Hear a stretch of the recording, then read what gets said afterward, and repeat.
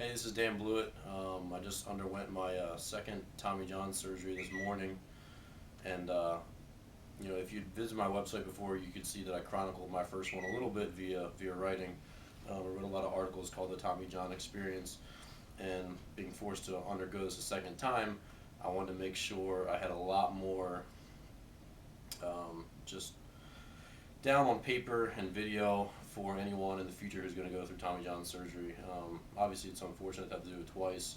There's guys who've had it 3 times, but this second time through, I want to really chronicle the process and make sure that anyone who had those questions about it could at least get an experience online. Because when I went through it, I scoured Google, and there was very little going on as far as first-person accounts.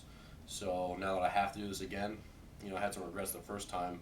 I really didn't start chronicling it until about 5 months in, and I kind of had to look back about how I was feeling. But now, since this is hour 8, I got surgery this morning, 8:15. Um, we can start fresh, and I can really let you know how I'm going and how I'm progressing and what I'm doing. That way, again, for anyone who undergoes this procedure in the future, and there's tons of athletes who do, they'll have an idea of what they're in store for. So today you can see I got this done at Beacon Athletics, which is Dr. Tim Kremchek's office in Cincinnati. He's the Reds medical director. He does like 150 of these a year. And being this my second Tommy John surgery, I needed someone who'd seen a revision before, so he had done a number of revisions. So he was the man I went with. Also, my proximity in the Midwest, since I now live in Illinois, he wasn't too far. He's only 5 hours from my home. They put me in this brace. I'm stuck at 90 degrees. I have rehab in the morning. Then my understanding is that they're going to unlock this, allowing me to gain full flexion and extension over the next 4 weeks or so. Right now, my hand, I actually have, I think, better strength than I did my first go around. I'm pretty free and easy. I can squeeze reasonably hard. I can't open jars or any stuff like that right now, but I actually have pretty decent use of my hand.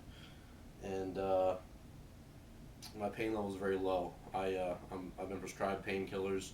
I got Vicodin the first time. I got Percocet this time because the Vicodin tore up my stomach the first time I took it. But I haven't taken one.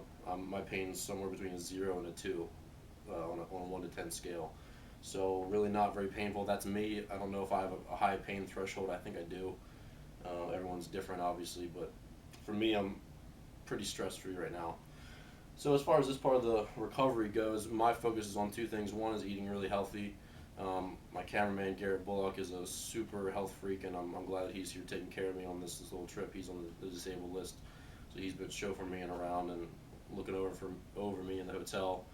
And I had a whole bag of spinach today and some blueberries and Greek yogurt, some almond butter, just lots of good stuff. Just trying to, again, grow this thing as best you can. And I've spoken before on nutrition.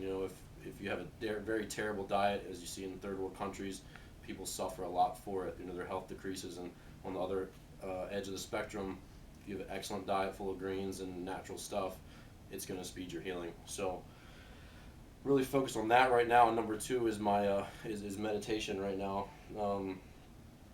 I had a long meditation session today. I fell asleep a little bit in between it, which is a good thing. For your body needs rest, rest. But had a long meditation, just trying to visualize myself doing some things with my hand that I can't currently do, like squeezing, visualizing myself, doing some of the things, the high-level grip things that I've done in the past in the gym. So today, just forcefully squeezing was one of my meditations. Also extending and flexing my elbow was in my meditation. I'm going to have a second session later tonight as well.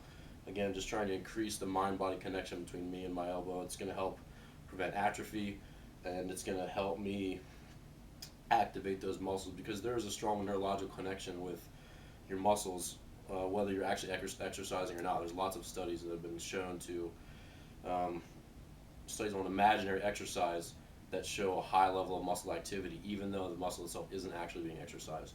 So focusing on that right now, just again, little things to help speed my recovery.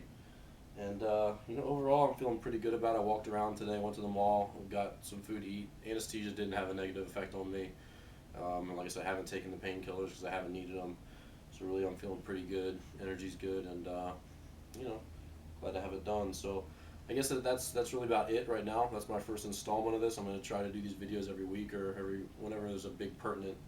It could be every 3 or 5 days or whatever. Just whenever it feels like there's something useful to share. So if you have any questions, feel free to respond to these videos or write me an email. And like I said, as I go through this, I'm going to chronicle as best I can, so there's a nice record out there on the internet. Thanks.